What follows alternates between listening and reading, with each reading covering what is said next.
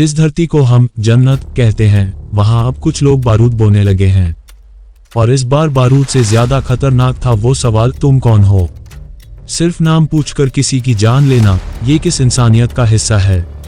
उस दिन कश्मीर के पहलगाम में एक परिवार की हंसी ठहर गई।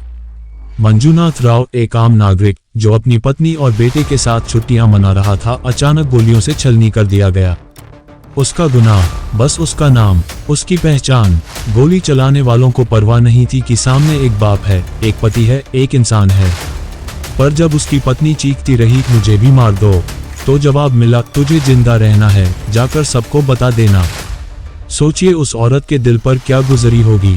उसका पति उसकी आंखों के सामने मारा गया, उसका बच्चा डर के मारे कांप रहा था, और वो खुद एक जिंदा चीख बन चुकी थी। हमारे संविधान में लिखा है, सबको बराबरी का अधिकार है, लेकिन जब किसी की जान उसकी पहचान से जुड़ जाए तो फिर वो संविधान सिर्फ एक किताब बनकर रह जाता है। ये सिर्फ एक हत्या नहीं थी, ये एक चेतावनी थी कि नफरत अब गूंगी नहीं रही, वो खुलेआम बोल रही है और मार रही है। मजहब तो आपस में प्यार सिखाता है, लेकिन कुछ दरिंदों ने उसे हथियार बना लिया है। और सबसे खतरनाक बात यह है, जब ऐसी घटनाओं पर समाज चुप रहता है, क्योंकि चुप्पी भी एक तरह की सहमति होती है।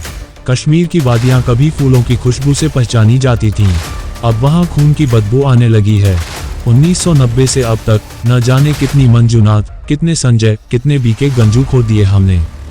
हर बार कोई घर उजड़ता है, हर बार कोई माँ रोती है, और हर बार हम कहते हैं अब बस। लेकिन बस कब होगा? सरकारें दावा करती हैं आतंक खत्म हो गया। अगर सच में हुआ होता तो एक टूरिस्ट की जान उसकी पहचान पूछकर ना ली जाती। अगर आतंक मिटा होता तो एक माँ को अपने बेटे की लाश ना उठानी पड़ती।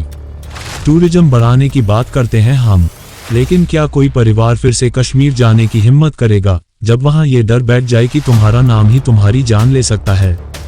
इस देश में बदलाव भाषणों से नहीं आएगा, बदलाव आएगा जब हम चुप्पी तोड़ेंगे, जब हर धर्म, हर भाषा, हर राज्य का इंसान ये कहेगा अब और नहीं।